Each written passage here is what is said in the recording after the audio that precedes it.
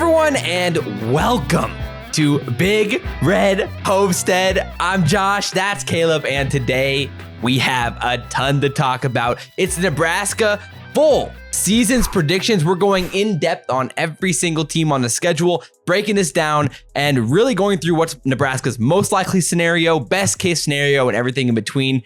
And we have a lot to talk about today. Of course, Caleb, how you doing? Man, Josh, I'm doing great. Holy crap, what a big announcement. It's super exciting.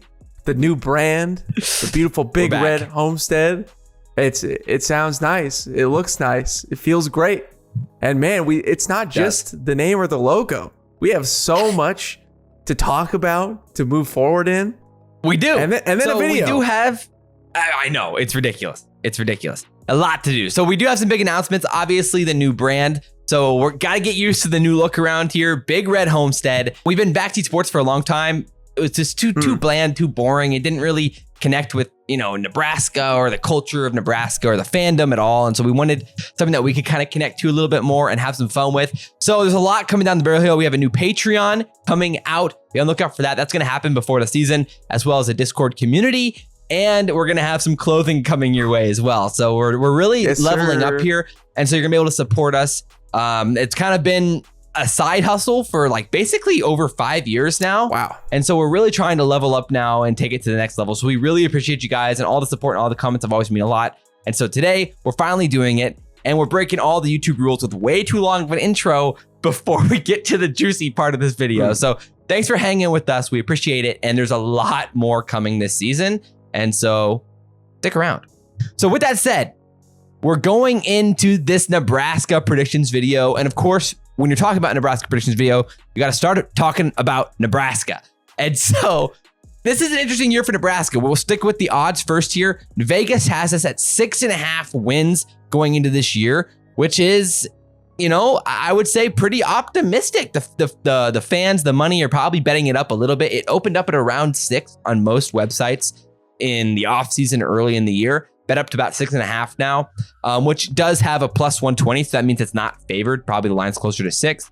PFFs have us power ranked at 68. I mean, I would say there are some narratives. We're going to talk about this in a future video about some of the narratives that could happen this year for the upside. And we'll talk about some of that in this video as well. But overall, there's a lot to look forward to, obviously, with Rhule coming into Nebraska. And a lot has changed. So where are you at Nebraska in the big picture? And then we can kind of roll it into the offense.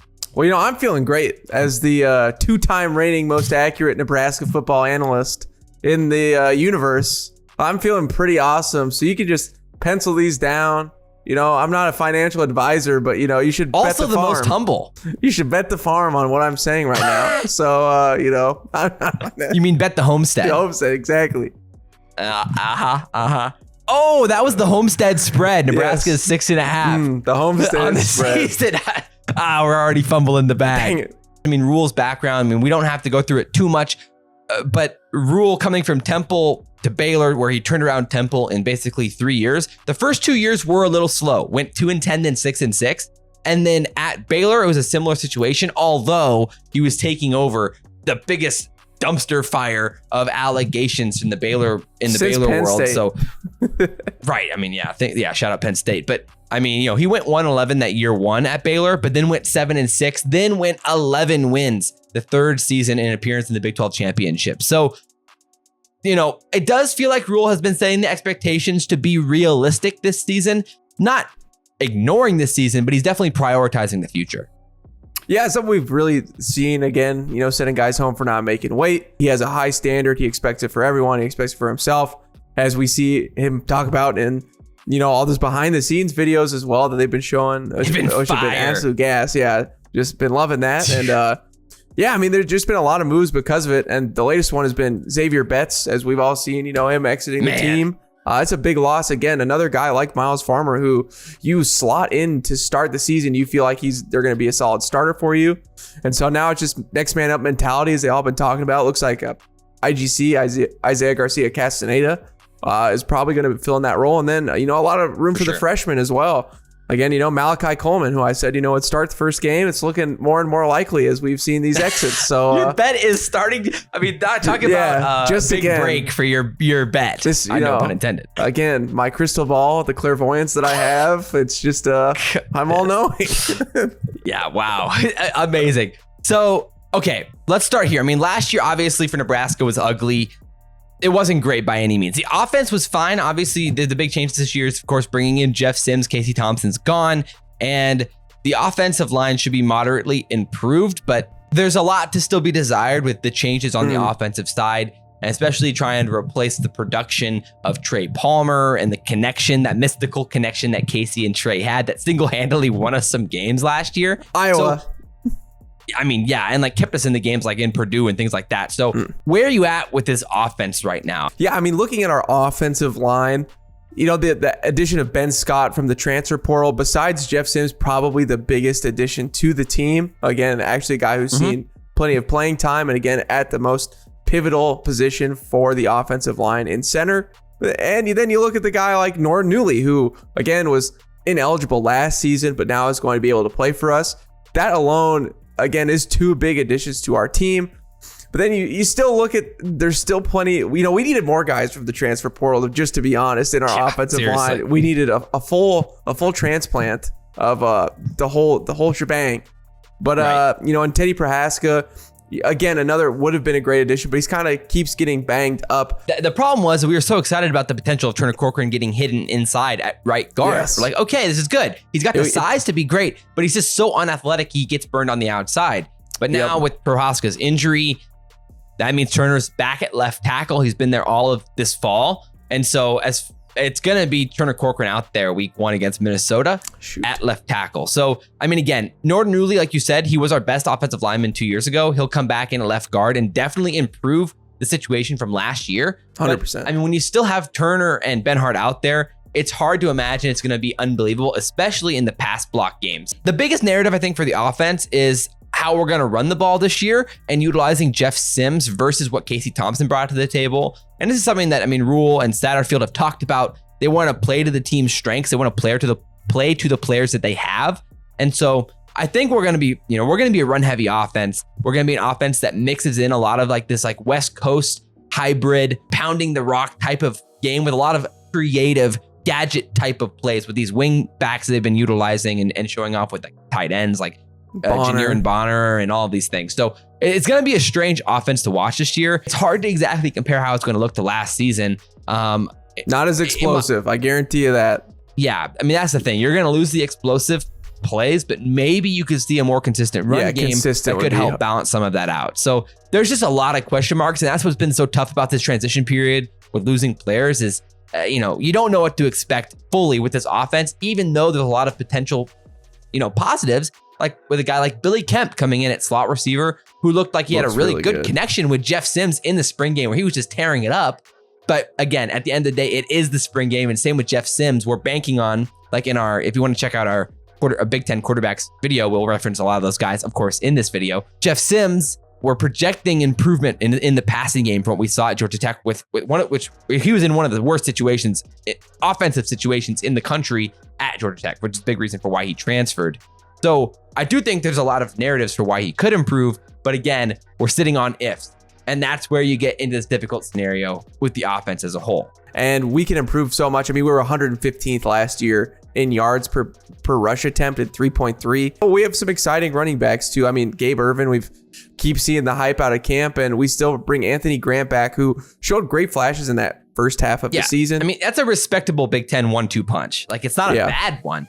Yeah, obviously, we miss AJ Allen. That would be very nice. It's missing the flashy upside. I mean, that's the thing. At the end of the day, there's just a lot of question marks. You can't bank on the offense being great. You can probably bank on it being solid, but there's just too many question marks to know exactly what you're going to get. So on the defensive side, what's interesting, I mean, also as a whole, what is a fun statistic about this team is that Nebraska is returning the tied for the most starters in the Big Ten, a tie with Penn State with 14 returning starters, 6 on offense, 8 on defense. And so on this defensive side, you are returning guys who have seen a lot of playing time.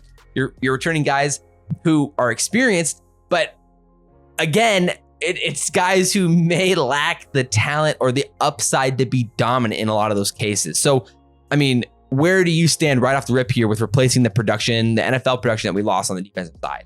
Yeah, Garrett Nelson and O'Shawn Mathis, our two pass rushers, really are what made our defense go last year. And again, losing Ernest Hausman as well to Michigan.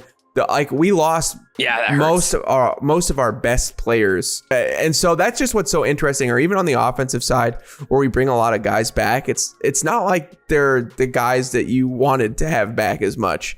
You know, not to say that they're bad, but in comparison to the other guys, you would happily the trade them. Argument is they weren't good enough to leave to go to the NFL, which is why they're back. You know, I mean, that's always the counter argument with bad teams. But at the end of the day, you know, logically with the new coaching staff, with these guys coming in, I think it's reasonable to expect there's going to be some sort of improvement. I mean, last year, obviously, it was rough, even in the run stop with the talent that we had. I mean, we were ranked 125th in rushing success rate against us last year. 52% rushing success rate. Got cooked. So yeah, it's terrible. It's horrible. And literally 129th in standard down lines per carry or yards per carry at like 3.04 yards per carry on standard down. So on first and second down. And like the secondary, you at least still feel decent about. I mean, Isaac Gifford is healthy, exciting. Once Marcus Buford's back, the secondary is still going to be good. I mean, at that point, you know, Miles Farmer is just going to be the position, depth. and more, you know, in more coverage, more of the time playing to his strength. I still have hope that, you know, he can improve, and I think Isaac and Gifford, both those guys can hopefully still make a jump. The interior, the linebackers are still nervous, but there's hope. There's room to improve. The good news about our defensive line is because they're so young, some of them can really surprise us this season. And, you know, maybe, not that we don't skip a beat, but maybe it's not as big of a loss as we see if some of those guys and some of the transfers that we get can really step up and make a lot of big plays. Right. I mean, like maybe it's like Jamari Butler, or maybe it's one of the true freshmen. I mean, Princewell Uman has gotten a ton of hype in camp great in the spring, and he looked great in the spring game. He started the spring game as a true freshman. And so, you know, there's a lot of potential there, but like, it's never a great sign when you're talking about a true freshman D lineman as potential breakout players. So overall, I think that's where we're at defensively as well. Is like, okay, I mean, we could be a middle of the pack Big Ten defense, but it's more likely that we're going to be middle to bottom of the pack with some potential upside as the season goes along. So scheming, I mean, maybe the scheme, maybe the 3-3-5 can really mask a lot of the woes. Sure. That's the hope, right? I mean, undersized teams, that's why they do it. And we are definitely undersized again with some of the young bodies that we have. And, you know, just the linebacking core, we feel like we're just a walking mismatch and not a great way for our team. Hopefully that can bridge some of the gaps so we can at least be middle of the pack. Yeah, I mean, last year, the secondary, they were ranked 10th last year in suppressing explosiveness in the FBS. So they were really good at keeping the game in front of them. But, you know, there were moments where you just let guys wide open and blew coverages in front of them. So there were a lot of issues around the middle of the field, and, you know, a lot of times, sometimes on these wheel routes towards the sidelines. So that's what's going to be interesting to see, is how we develop in like that edge of the field zone type of defense. So, all right. With that said, we can finally get into the schedule and go game by game here and break this thing down. So kicking it off is against Minnesota in Minneapolis, week 1 on the road on a Thursday game. The whole country will be watching. Right now, unfortunately, Minnesota is favored by 7 points. The spread is 40, or the over-under is 46.5 for the points. I mean, Minnesota is going to be a solid team this year for sure. Once they get with PJ Fleck. Just outside looking in before the season started, you're like, oh, well, you know, maybe Minnesota's beatable. They lose Tanner Morgan. You know, they lose a lot of their great offensive line to the draft. John Michael Smits. Yeah. Yeah. And you're like, hey, you know, this is a team that possibly Nebraska could get. But the thing is, they did fantastic in the transfer portal. PJ Fleck has done a really good job reconstructing the team. When you talk about, you know, Sean Tyler from Western Michigan coming in, and yeah, I mean, Brevin Spann-Ford, their tight end, who is 6'7", 270 pounds. And they are a scary looking team. New wide receivers coming in as well. This is going to be a tough sled for the Huskers in game 1. Yeah, I mean, right now, Minnesota's season is at 7.5 in Vegas. So they have a tough schedule. That's going why. To be, and they have a tough schedule. So 7.5 with a really tough schedule is pretty solid. Ohio State and Michigan. And they did receive 6 votes in the AP poll, which based off of votes would put them at 37th right now. And PFF has them power ranked 21st, actually. So PFF is really high on Minnesota. which is interesting. And, they're returning 9 starters, 5 on the offense, 4 on the defense. And of course, Ethan Kaliak-Manis is the talk of the town, I would say, coming in last season, replacing Tanner Morgan, beating us. And he's looked solid, to say the least. Yeah, he was 60 of 111 passing attempts. He had 946 yards, 3 touchdowns to 4 picks. And again, I think why Minnesota fans are really excited about this guy is also he has some pretty solid legs. He had 440 rushing yards. And again, a lot looks of those like were an on Olympian compared to Tanner Morgan. Yeah. Oh, yeah. I mean, yeah. I don't know if Tanner Morgan had legs. I think he did, bro. No. I haven't bought into the Ethan Kaliak-Manis. I do think that teams will have figured out that he can kind of run. And I think that was part of his mystique of last year is when he entered into the game in Nebraska. There was no tape on Ethan. And so there was really nothing to do for a backup quarterback. And then they just said, we're going to send the deep ball. And it kind of worked a few times and they were able to score points from it. I think this offense, you know what you're going to expect. I mean, you know what to get. I mean, they're going to run the ball downfield behind this extremely solid offensive line. At wide receiver, they seem to bring in some decent transfer talent. They brought in Elijah Spencer from Charlotte, Corey Crooms from Western Michigan, who also seemed to be very, very good. I mean, over 1,500 yards in his career with 12 touchdowns. Seems to be a pretty nice deep threat. And Gramps is still there. Chris Ottman-Bell is still somehow there. Senior citizen of the year, Chris Ottman-Bell, at 78 years old. His offense should be pretty good. And that's what I'm trying to say is, like, at the end of the day, like, even if Ethan Kaliak-Manis isn't great, all he needs to be is even if he's solid, Spencer and they Petras. should move the ball. Right. A faster Spencer Petras, that's a dangerous man. Yes. But yeah, so on the defensive side, I mean, again, last year they were one of the best defenses in the country, and they should still be solid. I mean, they lost some important pieces, but at the end of the day, they still have Tyler Nubin, and he's an absolute stud. And overall, I don't really see any reason why this defense should take a massive step back. They're going to look like a good team, and yeah, I have a tough time seeing Nebraska win this one as much as I'd love to. So I'm giving Nebraska a loss on this game. Yeah, I gotta say, I would agree. I mean, at the end of the day, it's going to be a close one. We're going to be there. I'm excited. We're going to see this no matter what. And we're going to be hyped.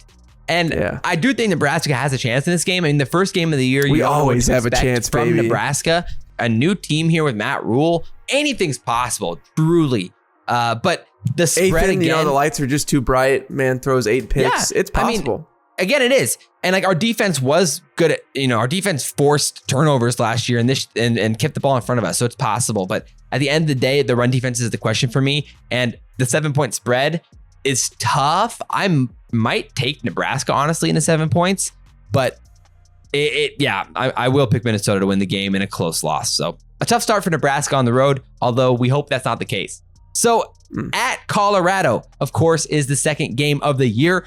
Deion Sanders prime time debuting against Nebraska. And right now, good news, Nebraska is favored by 8.5 points. It opened at 7. So it's looking pretty good for Nebraska right now. And for Colorado, this season is not looking good. Right now, their over-unders at 3.5 wins. And they're power ranked 106 by PFF. So, it's not looking great for Colorado right now. But, looking better than it did last year. That's for sure. Hard to look worse. But I mean, at the end of the day, this is a team that no one knows what to expect with how many moving pieces there's been. Yeah, I mean, Shedeur Sanders, I'm excited to see what he looks like moving from FCS to D1. Same thing with Travis Hunter, who's probably still going to play both sides of the ball, both wide receiver and DB. I mean, they need it. Again, their defense was the worst defense ranked in all of college football last year. And their offense was not far behind as well. So 44.5 points a game. Yeah, 44.5 points a game allowed. Now that's pretty good. Were they literally burning alive back there? I mean, like, what happened to them? Oh my gosh! I think players were just transferring streaks from the receivers running down the field. They were just transferring mid-game during plays. I can't. Hey, get me out of here, man! Like, dude, what? That's wild. Even though we feel like we still need to see a lot from Nebraska to see exactly what we have, we're a lot more confident about what we got than what Colorado's got. So for me, it's about consistency. It's about structure and confidence in a coaching staff. And for me, overall, we got all of that, not to mention Power 5 experience. Overall, I think we should be a lot more comfortable in this game than this new Colorado roster, and I'm feeling good about a win here for Nebraska. Yeah, I think, this is a blowout win. I would absolutely take more than 8.5 points. I mean, you pick Nebraska every time. I feel this might be the feel-good game of the year for us, where we just win by like 3 or 4 touchdowns. Just haven't had many of those. I know, it doesn't happen all the time, but this would be one of them. I think we come really prepared. Then we're going to learn a lot about ourselves in Minnesota, and we're just going to have a leg up playing great competition, great Big Ten competition, and then rolling into Colorado's first game. It's a recipe for success for the Huskers, and I can't wait. But we can kind of quickly go through these next two games. It's Northern Illinois and Louisiana Tech. Can you go quickly through Northern Illinois? We have lost to them in recent years. I know. It's dangerous then last year we lost to Georgia Southern, so it's dangerous to slowly pass by these games. But good news is these guys are worse than a lot of the previous non-Power 5 teams we've played. I mean, right now, PFF's got Northern Illinois at 126th and got Louisiana Tech at 122nd. Fun fact for you, though. Right now, Northern Illinois' quarterback is Rocky Lombardi. Nice. So we've seen this man before. We're going to see him again? Yes, from we Michigan beat him. State coming in. But okay, so we both feel good about the wins here. We're not going to go too much into this because otherwise this video is going to be literally 4 hours long. So with that said, we're taking wins in Northern Illinois and Louisiana Tech. Feels great. On to Michigan, where of course we're going to take another win. Yeah, of course. I mean, it's been easy these last go rounds, of course, I mean, it's going to happen. We almost scared them, 2 years ago. But that was really number fun. 2 Michigan comes into Memorial Stadium. Last time they nearly crapped their pants. This time the season that was a night game though. We're terrifying at night. Yeah. This time it's 10.5 wins, and the over is favored by -135. So they're, most people are taking them for 11 or more, which makes sense. Currently, PFF has them at number 3, so they're really low on Michigan. But overall, I mean, this is a locked and loaded team with JJ McCarthy at the helm on the offensive side. Yeah, JJ McCarthy, Blake Corum, Donovan Edwards. It is. It's not looking great for the Huskers here. Again, you always have to play the games. That's why we play them. Anything can happen. And we could talk about how good they are for the next 20 minutes and really just have a great time. I was having a blast researching them. I'm like, why am I even researching? Like, I know what I'm going to predict in this game already. But I was having so much fun looking through how talented and how great their roster is. And I mean, their O-line should be back. And I mean, they're reloaded it. I think for me, the question mark is at wide receiver, replacing Ronnie Bell, such a productive guy for them. Roman Wilson, interesting to see how he develops when he dominated against TCU in the college football playoff game. So I'm interested to see how he develops. And yeah, I mean, I think it's just a really, really interesting roster on the offensive side. But at the end of the day, what they want to do is run the ball, and they're going to probably have success. Bro, their corners. Will Johnson last year, true freshman, comes in and literally dominates as a true freshman at cornerback. Had like an 89 coverage grade on PFF. Almost 400 snaps. A leading 1.6% havoc rate as a true freshman. There's just so many guys there. So at the end of the day, we're going to lose. I mean, this is going to be probably a 20-point spread, maybe more. But yeah, I agree with you. Next, we get another very difficult team at Illinois. This is an interesting one. It is. This is where the season gets spicy, though. This is where things get interesting because all of the rest of these teams, there's question marks. There's new coaches. There's guys who have left. There's new quarterbacks. There's so many things here where that's where I think Nebraska's opportunity lies, is going on a tear here in the middle of the season. Yeah, and again, Illinois lost their defensive coordinator, Ryan Walters, and he becomes the head coach of Purdue, who we'll see. And so now they have Aaron Henry, his first year, and he was an internal hire, and he was the secondary coach. And so that's a big loss for their team and a big shakeup. Again, we've seen this with Wisconsin, though, and other good Big Ten teams. It's natural that these coaches, that they get promotions and they move on. Surprising, again, that Walters jumped straight to Purdue. So, I mean, that just shows how much of a football talent that Bielema had on his coaching staff. So good. They were so salty. The problem is they're coming back. A lot of them are on their way back. At the end of the day, they lost so many guys. Well, I was going to say, before we get to that, I mean, at the end of the day, their season over-under is at 6.5, and it's actually favored right now at over 6.5, -118. And I mean, they did receive 4 votes in the AP poll, so by votes, they're ranked 43rd right now. PFF, again, really likes this team as well. They're ranked 20th in PFF's power ranking. That's ahead of Minnesota.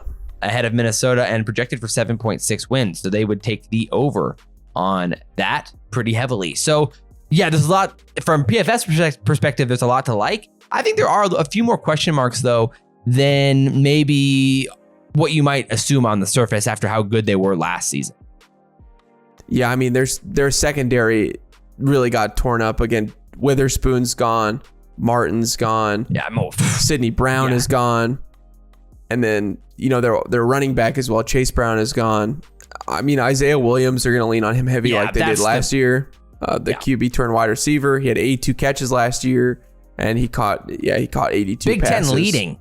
I think it's an upgrade from Tommy DeVito, to be honest. I mean, you're going to be replacing what, fifth year quarterback in Tommy DeVito with still a question mark with Luke Altmaier. I would say Tommy DeVito and Luke Altmaier are maybe the same, or I could see where Altmaier's worse. I mean, DeVito was what? I mean, he was like a 70% completion last year. I would have to go look that up. 69.6% completion percentage, 2,650 yards, 15 touchdowns, and 4 picks. It's like, that's a really good game manager, a fifth-year senior, and does what you need him to do. I would say Altmaier is a downgrade Tommy DeVito. Maybe he has a little bit more passing upside, but that's not what the team wants to do. It'll be comparable, but I think maybe a little bit of a plus side. But yeah, the defensive side, you lose a lot. I mean, they have one of the top defensive lines in the country, and that's not going to change. But their secondary is not nearly as terrifying as it was from last year. But Jerzon Newton is still a second-team All-American, third-team Big Ten. Keith Randolph, also another great defensive end. I mean, they are going to be coming at you from both sides. I mean, right. I mean, obviously, right now, Jerzon Newton's going to be a first-round pick. Some have him as high as like top 15. Yeah, I mean, with that being said, I still think that they're just a better overall team than us, and I think that Nebraska, it'll be a close game, but I do think that we'll end up losing to Illinois. Man, it's so close for me. If this game was in Memorial Stadium, wow, that's ironic. It is in Memorial Stadium. But if this game was in Lincoln, then I would definitely pick Nebraska to win it. I would feel way better about it at least. But I feel like this is gonna be like a 6-point spread or something, and I'm probably will take Nebraska on the under or something like that. But yeah, I will pick Illinois to win. But man, I don't feel good about it. I really don't. This is such a winnable game for Nebraska, I think, even though Illinois is going to be good. So good news. Now, next game, we have a game against Northwestern. After our bye week. After their bye week as well. Yes. The Northwestern here in week 7. I mean, right now, Northwestern, they're at 2.5 wins over under. Yeah, if you haven't seen, they've been through a lot of offseason turmoil. Pat Fitzgerald is out. If you haven't seen that, it's not looking good for Northwestern. Pat Fitzgerald was holding this program together. They basically have an interim head coach, and David Braun is their acting head coach for the season. In 2021, he was the FCS coordinator of the year, though. So I mean, there's he's a good coach. He's a good coach, but I mean, jumping from coordinator to D1A. Right. And they only won one game last year against us. They only won one game last year. And don't talk about it, Josh. I know. I see it. I see it in my nightmares. Good news is we're not kicking onside kicks this year. Okay, so we're in a better spot already. Why you gotta trigger me like that? They're only returning 5 starters, 1 on offense and 4 on defense. You might normally say for a team that's 1-11, that's a good thing. Except no, it's not, because you're literally letting one of the best players in the country, and Peter Skoronski, leave. 11th overall pick to the Titans. You lose a 4th rounder in Adetoyinwa Adebayor to the Colts. Then you lose Cameron Mitchell in the 5th to the Browns, and Evan Hull, the running back, to the Colts in the 5th round. So you lose 4 NFL players from a team that went 1-11. That lost 5 guy, Like, bro, dude. I mean, they did do an okay job of bringing in some guys, actually. The biggest thing that they got going for them is they brought in Ben Bryant, their quarterback from Cincinnati. And so Luke Fickell left, and Ben Bryant was looking for one more season. He has a 6th-year grad transfer, and they pulled in a guy who was legit an incredibly great quarterback at Cincinnati. If there was one redeeming factor for Northwestern, it is that, and maybe his play and a respectable enough offensive line could get this offense to be decent enough where they're not horrible. So with that said, I think Nebraska is going to win pretty handily here in a home game against Northwestern. It'll be closer than you want, but it will get the job done. For sure. So 8th game here is against Purdue. And this is not going to be, this is going to be a very interesting one, I guess I would say. Right now, Purdue is over under basically 5.5 or 5, depending on where you're looking at on season total predictions. PFF actually has them power ranked at 46. So PFF is higher than us. Higher than most on Purdue. Jeff Brom, that's the big news. He's gone, and he's been obviously fantastic for them. Obviously, the big loss is Aiden O'Connell, who just had a fantastic preseason game for the Raiders. Yeah, and he was basically their cornerstone these last few years, as well as their talented wide receivers, who are obviously all gone at this point. They hired Ryan Walters, as we kind of alluded to earlier, a defensive-minded coach at Purdue as a head coach. Big change. That's a huge change. Jeff Brom was an offensive guy, and we saw that win some games in the Big Ten, but it wasn't consistent. Yeah, I mean, Hudson Card coming in from Texas, and again, watch the QB breakdown video for a huge breakdown, but he definitely shows potential. And so in this air raid type of offense, he's going to have permission to heave this ball around the field and try to find these receivers who are respectable. I mean, again, like TJ Sheffield is a really solid receiver. And I think you pair that with Mershawn Rice, who was also very good last year. I mean, he had a 37% deep route rate. So he's that guy that goes deep for him. He's 6'2", 205. And yeah, he played great. So I think they have enough wide receiver talent paired with Hudson Card and an interesting air raid offense to make some noise. And then you have a respectable running back in Devin Mockabee. His breakout game against us last year.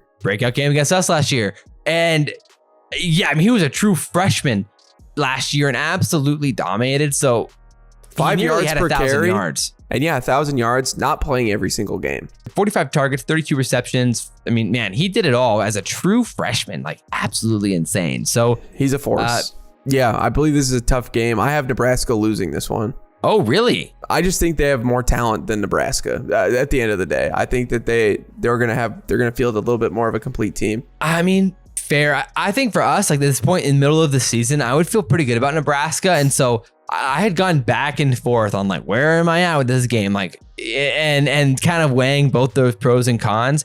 And so at the end of the day, I'm picking us to win this game. Nice. In a pretty, I would say monumental might be too big of a word, but a pretty crucial win for 100%. For Matt Rhule. I mean, we're in the middle of the Big Ten schedule, so it's only pretty solid teams unless you're Northwestern from here, and that's at Michigan State. Again, PFF has these guys too at 44th in the country. Another team that, again, is about 20 spots ahead of Nebraska. And a team that they like a lot more than Vegas does. Vegas has them at over 5.5 wins. Yeah, I mean, wins don't exactly equate to how good they are in the power rankings. I think that has to do a lot with it. You know, a lot of these schedules are tough, and them playing in the other side in the East, that's a tough schedule. And then, they lost their quarterback this last year. Peyton Thorne went out to Auburn, which is crazy. After the spring. Yeah. So after spring practice. And so they don't know it's a QB battle according to Mel Tucker, but it looks like Noah Kim is the more experienced QB. Mel Tucker has had some success, as we know, with, Kenneth Walker from the transfer portal. Yeah, that guy. And they've had to hit it more. I mostly just think this offense is going to absolutely blow. I mean, it's possible that the offensive line could improve, but they were pretty terrible last year. And then now you replace a respectable quarterback in Peyton Thorne with a huge question mark in Noah Kim, who has shown potential, but obviously he's still a massive question mark with a huge amount of risk. Jaden Reed is gone. And then 2 guys transfer out. Keon Coleman transfers out to Florida. And one of their promising freshmen, which is Jeannie Bernard, transfer out as well. So they're in a tough spot. They brought in a few guys. There is a really fun name on this team. It's Antonio Gates Jr., which would be, who wouldn't love to see him break out?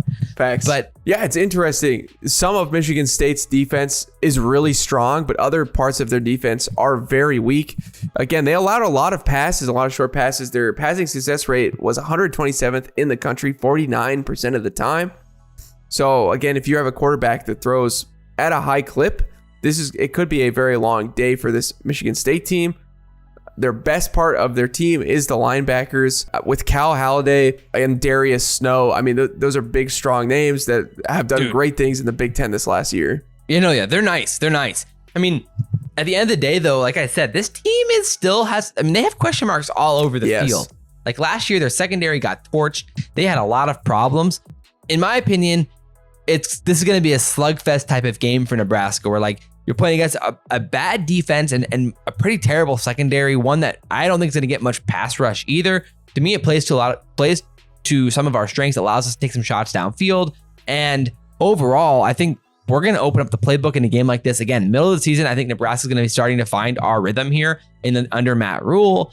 And coming off of a nice win, you now head on the road here to Michigan State.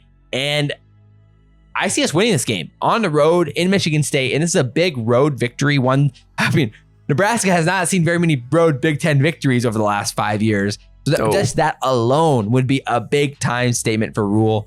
I agree. I think this I have as well as a win. I just don't think they're as strong. Again, even, PFF has this team ahead of Purdue or just right behind Purdue. I just don't see it. I don't see this adding up. I think that, again, Nebraska, we'll have enough to win this one. So Maryland at home is a really fun one here, coming in with just a few games left in the year. Maryland right now, over under 7.5. And right now the over is favored. So they're looking to be a pretty solid team. Again, PFF doesn't like them as much as they like other teams, 42nd ranked here. Mike Locksley coming into his 5th year as head coach. The big question mark here is Josh Gaddis coming over actually from Miami, who was previously at Michigan after the disaster in Miami as offensive coordinator. He finds a new job here at Maryland, paired up with Talia. So what are your thoughts on this team? They're returning 9 starters, 4 on offense, 5 on defense, and of course returning Talia Tagovailoa. Yeah, he's a great QB. We ranked him as the best QB in the Big Ten. And I think that they have a really solid running back too in Roman Hemby. He was a redshirt freshman last year who rushed for 989 yards and caught 33 catches for 298 yards as well. I think that 33 of his 36 targets. Yeah. That's insane. 0 drops. Impressive. I think that that's a great tandem to have.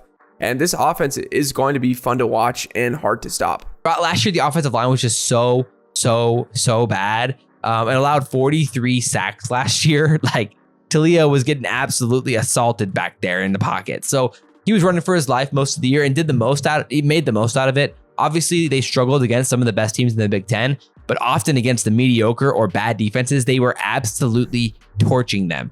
So there's a world where this could be a high-scoring affair if Nebraska's offense is rocking and rolling, because it doesn't look like Maryland's defense is going to be anything unbelievable by any means. So this could be a really fun game in Memorial Stadium. Talia has some new weapons to work with. They brought in 2 really solid, fun transfer targets here in the wide receiver room in Tyrese Chambers and Caden Prather from West Virginia, who both looked really, really interesting. Yeah, Prather's 6'4", caught 500 yards and 52 passes last year. And FIU Tyrese Chambers, he had 1,000 receiving yards in 2021 on only 78 targets. And so 45 receptions for 1,074 yards and 9 touchdowns in 2021.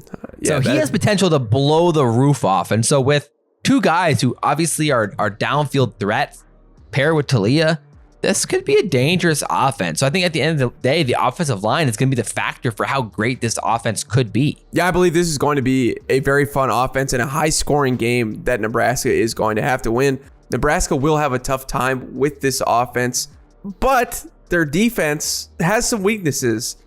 And luckily, one of them is they can't get to the quarterback that well. They had a very low sack rate last year at only 4.7%. They were 108th in the country, which is music to our ears because our offensive line isn't the greatest thing that we've ever seen. I could see a barn burner type of game here, maybe similar to Purdue last season. The secondary here is what you have to look at. I mean, again, like we said, our strength last year was keeping the big plays in front of us. And if we do that in this game against a team that wants to throw the ball downfield, that wants to make those big plays happen, if you successfully keep it in front of you, you might just slow them down enough, frustrate them enough that causes some turnovers, that puts Talia in some tough spots. And that's where you find those mistakes.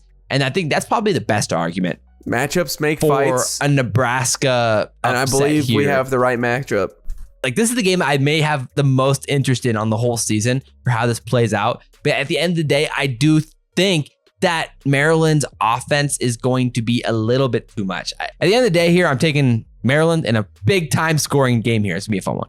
I have Matt Rhule pulling the stunner and winning this game. I think it's This will be Nebraska's best win of the season. What? Yes.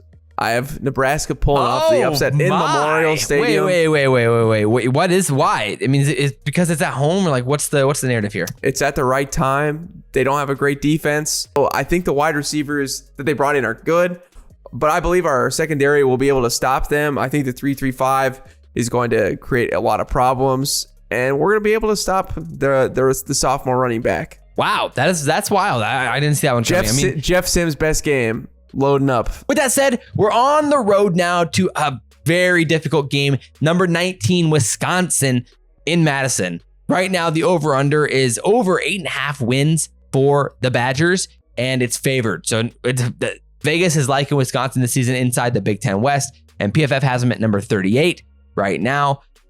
That's low, and they got a fairly easy schedule as well. So yeah, where are you at with this Luke Fickell-led Wisconsin team?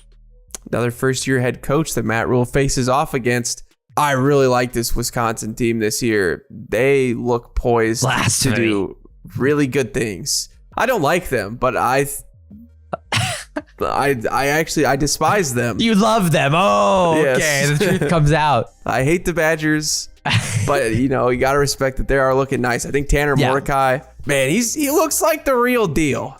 You watch the film and it's impressive. He throws a lot of dimes. Obviously, you watch anybody's highlight tape, you can make most people and most average people look amazing. But he's got zip on the ball, fast release, puts it in nice spots.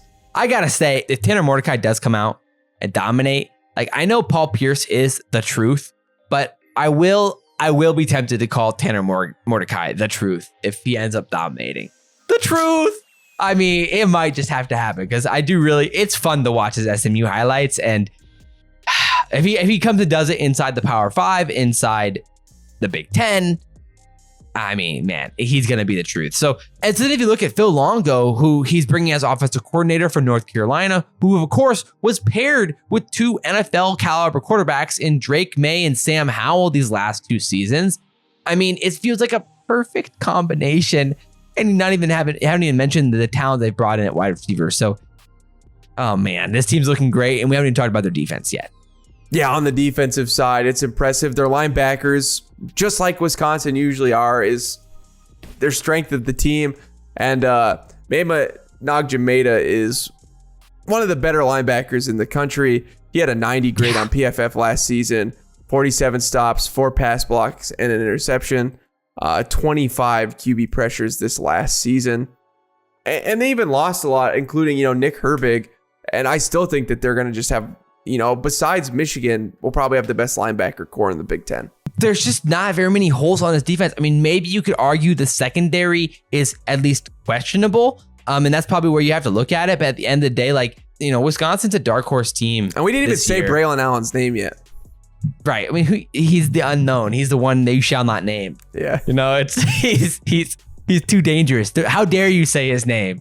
That just added at least a yard per carry to his season. Oh, no. Oh, my gosh, man. What in the world are you doing to us? Long story short, this is in Madison. This game is going to be tough. I think Nebraska loses this probably by more than a touchdown. I would assume maybe even 2. I really like Wisconsin this season, and I think you're in the same boat. Yeah.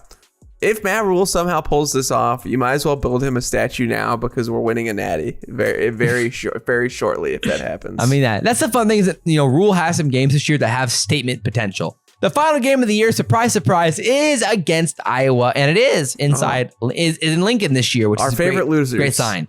Yes, I mean, it's embarrassing. How's it feel, guys? Embarrassing. Coming off of a end of season disappointing loss to Nebraska last year. Could have been to the Big Ten championship.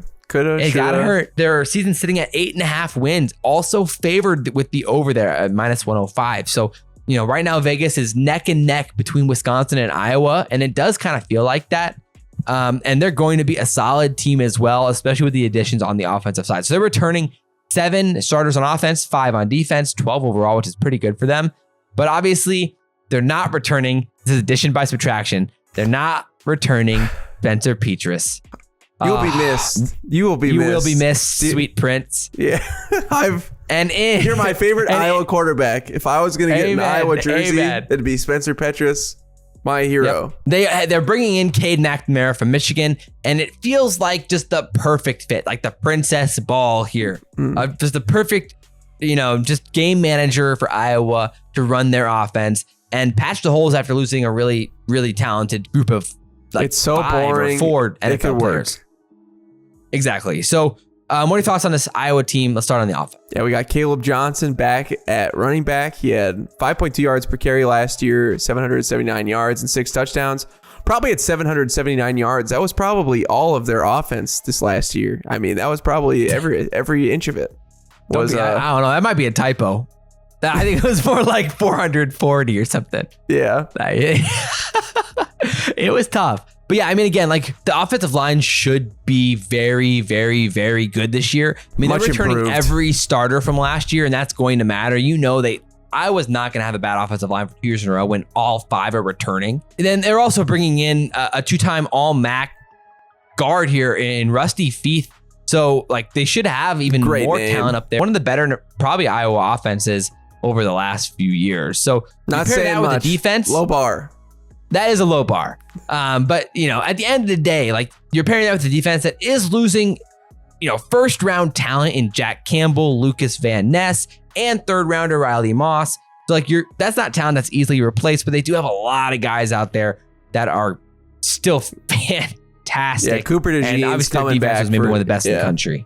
Cooper DeJean will be back, and he was pretty good unless he was playing Trey Palmer. They're getting Jamari Harris back as well. So they have depth there in secondary. Like, will they be as dominant as last season? Probably not. But like, could they still be a top 10 defense in the country? I think they could be.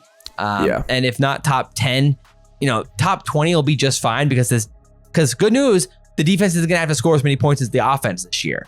So that really takes the pressure off of this type of Iowa defense. So don't worry. I think Brian Ferentz is ready to outdo himself. That's true. I That's guarantee fair. My favorite coach. I think Brian is just the perfect fit for Iowa. He deserves everything. He does. He does. You just keep him there forever. So with all of this said, I mean, at the end of the day, I think Iowa is primed for a rebound against us this year. I mean, at the end of the day, I don't think you can expect us to steal 2 from them back-to-back years, but you never know. They're Iowa. They can do it. Yeah, they match up better this year. We matched up very well against them last year. It was our Super Bowl. Long story short, I'm going to take Iowa to win this game as much as I don't want to. And probably Iowa by maybe 6 or 7 points. I will, but I'm reverse jinxing them. I see what you're saying. I can't say this the right way because I don't want to jinx ourselves. And you're picking Iowa. Iowa's going to win. With that said, we're finally made it through.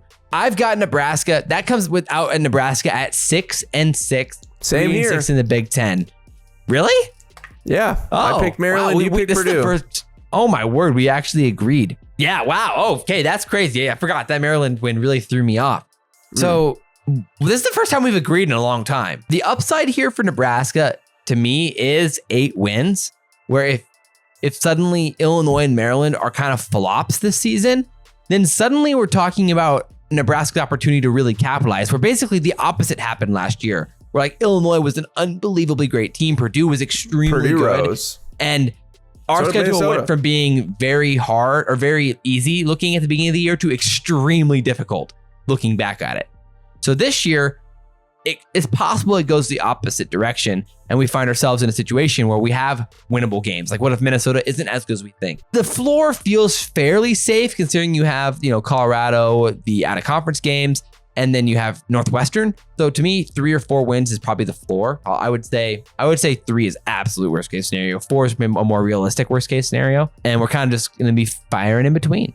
Yeah, I mean, the ceiling's obviously 9 because you can always beat Iowa. So that is you forgot the number 1 rule. Given you're right. What was I thinking? Any team could always beat Iowa.